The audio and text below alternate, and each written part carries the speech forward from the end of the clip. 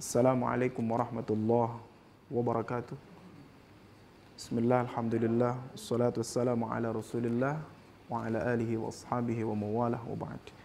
Sahabat Al-Quran yang berbahagia, kita lanjutkan pembahasan kita terkait dengan perbedaan yang terjadi dalam mushaf Al-Quran, yang pada pembahasan yang lalu kita sudah bahas terkait dengan qiraat.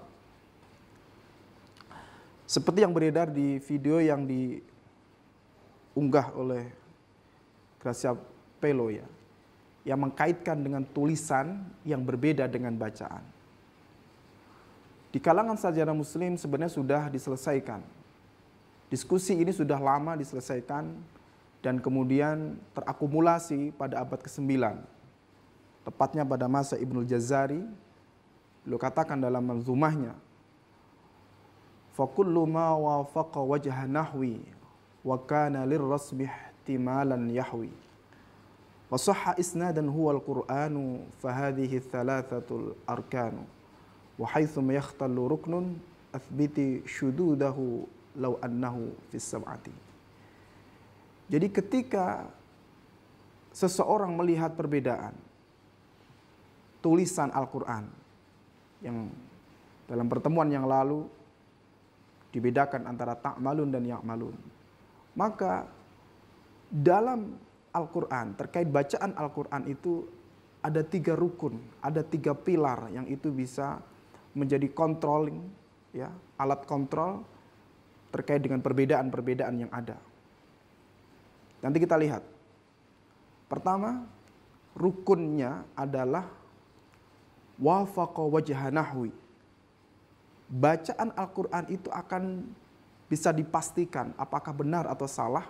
Pertama, ketika bacaan itu muwafaqah dengan kaidah bahasa Arab yang baku.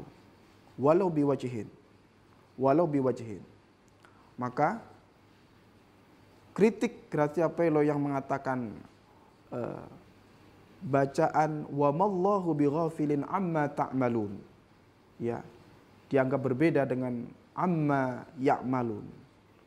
Baik itu ta'malun ataupun ya'malun, itu dua-duanya adalah muwafaqah dengan salah satu kaidah bahasa Arab yang sahih, yang fushah ya. Itu yang pertama. Jadi untuk rukun, kriteria pertama, maka perbedaan katsiran dan kabiran selesai karena muwafaqahnya terpenuhi. Kemudian yang kedua, rukunnya adalah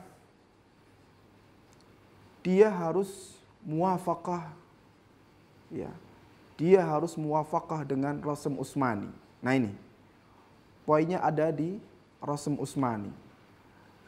Gracia Pelo tidak bisa membedakan mana itu rasm, mana itu tanda baca. Jadi yang disebut rasm adalah batang tubuh huruf. Batang tubuh huruf. Ya. Jadi bukan titik huruf, bukan harokat huruf. Bukan titik huruf, bukan harokat huruf.